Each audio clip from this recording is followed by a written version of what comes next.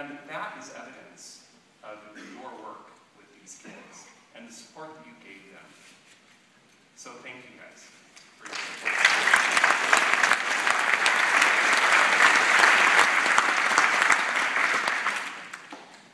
I was up a few weeks ago, late, thinking about some closing remarks, and I started typing on my iPad. And I read little motivational speeches every morning. I get the emails, and it kind of all came together and started out as a few pages.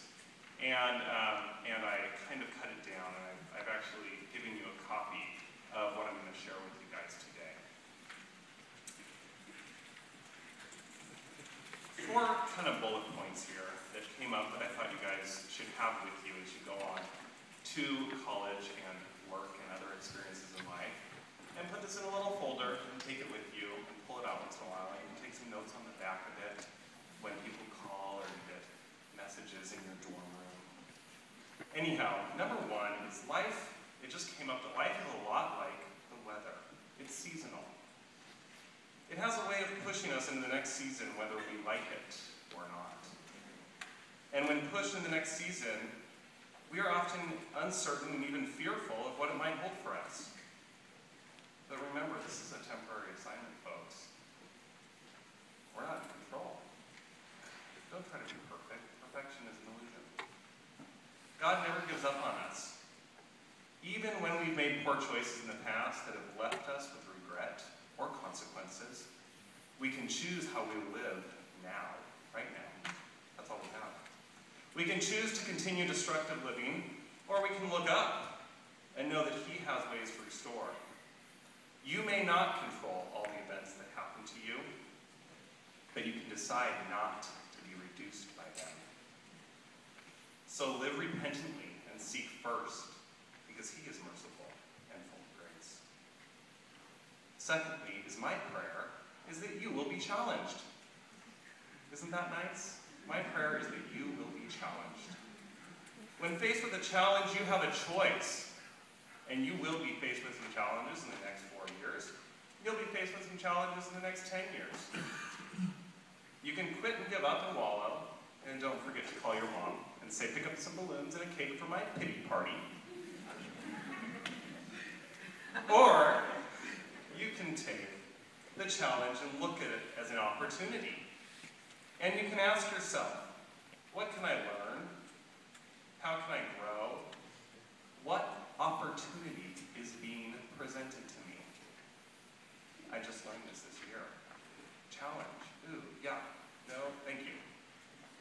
The other side of that is, what opportunity is being presented to me? To be a better X, Y, or Z? To look at my character, my conduct, and the congruency of it all? To dig deeper into being centered and knowing I'm worthy and accepted just as I am? Right now, you are.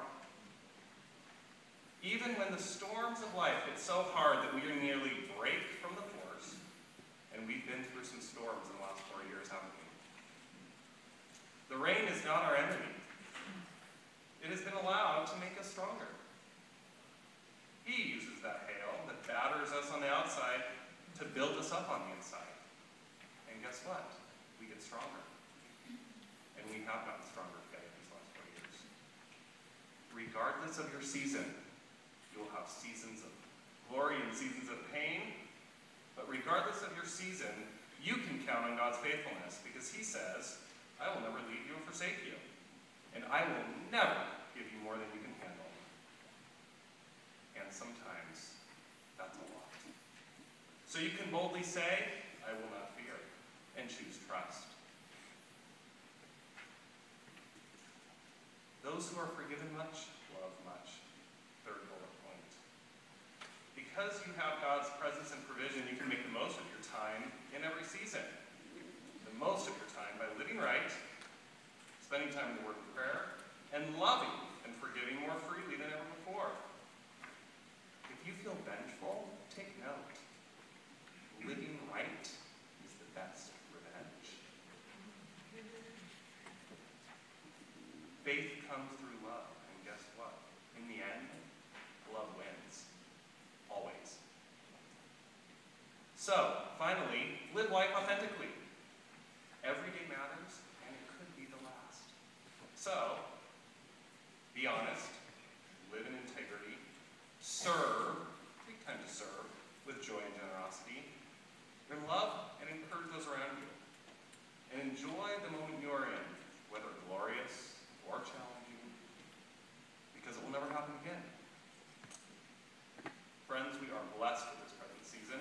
Let's make the most of it. I love you all so much, and may the Lord bless you and keep you. Thank you, guys.